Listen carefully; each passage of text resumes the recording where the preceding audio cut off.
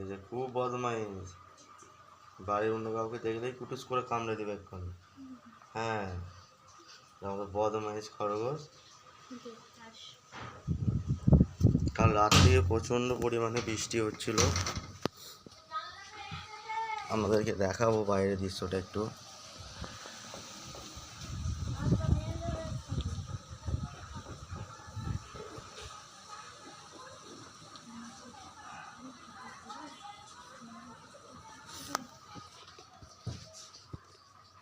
Viewers জানাবেন যে কার কার বাড়িতে খরগোশ আছে, তারা একটু কমেন্ট করে জানাবেন প্লিজ।